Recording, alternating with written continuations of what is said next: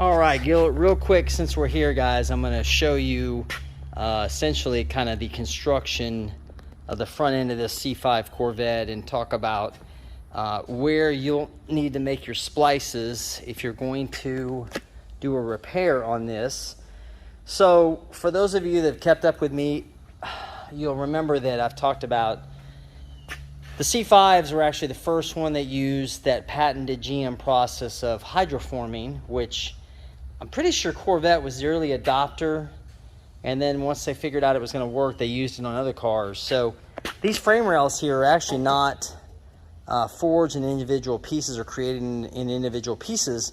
They're actually made of one piece of steel all the way from the front to the back, and they're basically hydroformed is what it's called.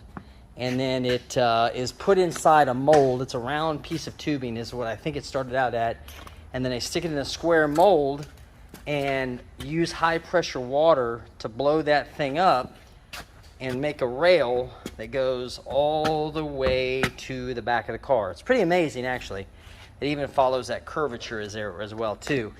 So it's a pretty cool piece, but of course, because, and then of course you got your tie bar in the front that's actually welded in, but because they formed them this way, there's special repair procedures that have to take place. Of course, those inner panels there are just welded to the main structure.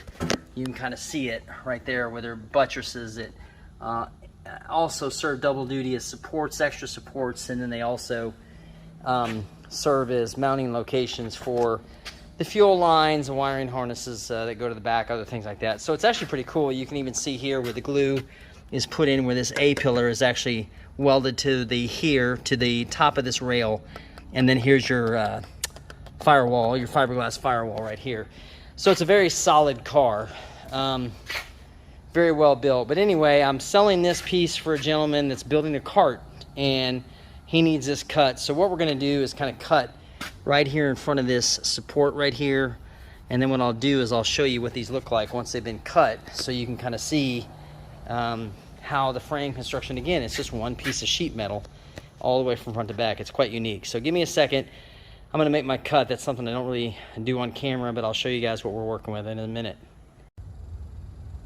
Okay, so you'll see what I did was I made my cut right here behind the rearmost suspension, front suspension mount on the car. And what that does, it allows us to have a little bit of material to work here. Actually, repair procedures for the C5 call for you to sleeve this, actually build in weld in an extra sleeve at the repair juncture to do this. But this is right where this curves, and this is where this buttress starts right here. So that gives most people rebuilding enough room to work with, material to get this thing back together. So we're going to cut this other side, and then I'll show you what this looks like once it's all torn apart. All right, so looking at it, you can see here, there's our cut. And of course, fresh Sawzall blades always help, makes it nice and clean. But you can see how that's just one long piece of metal going all the way back there. No butt welds or anything other than just this where that buttress doesn't even connect right there. But it's pretty interesting, and it's what makes these C5s so strong. Of course, they're meant to bend. Obviously, they have certain spots where they're designed to bend in the event of an accident, so that's what sometimes makes it challenging.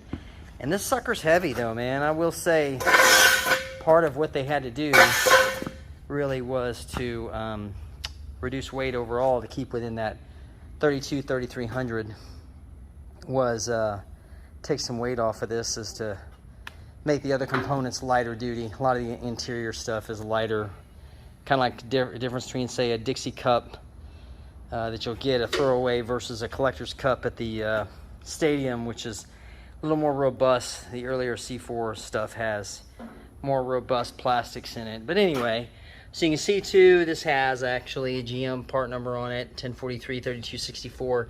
That's obviously just for that bar.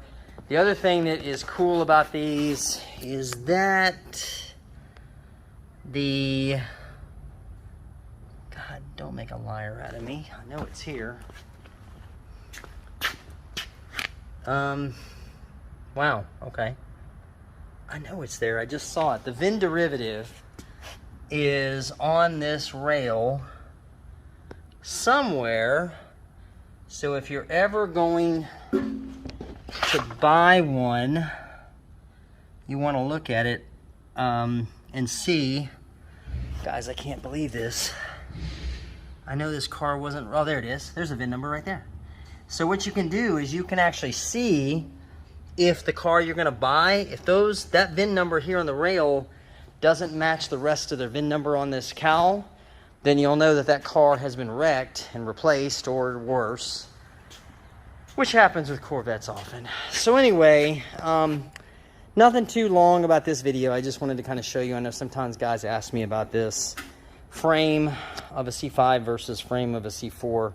They're both really strong frames. C4 is just individual sections, individually welded together, but still built like a tank. The time when they started moving away from this was in the C6s with the Z06 cars that have the aluminum frames, and then of course C7, C8s are aluminum frames welded in individual sections, which frankly, personal opinion, I don't really like that. They're too brittle, and I've seen too many bad accidents where the rails, actually this tie bar comes loose because it's welded back here, and then this rail on a right front or a left front hit will separate.